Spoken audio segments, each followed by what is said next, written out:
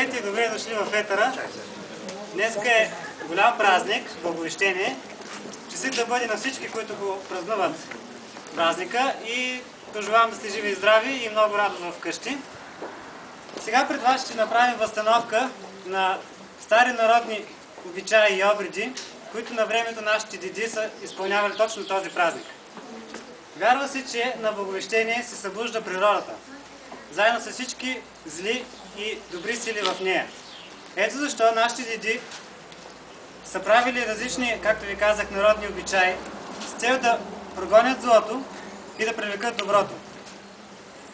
Вярва се също така, че срещу Благовещение, нощта срещу Благовещение, там където има заровено имане, то свети и над него играе синкав огън.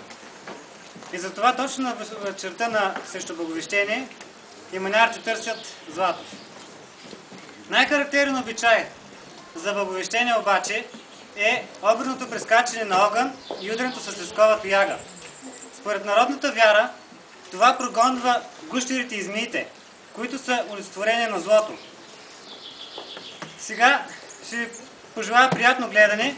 Ако слушате внимателно възстановката, самите диалози във възстановката, ще разберете още много интересни неща за самия празник. Приятно гледане!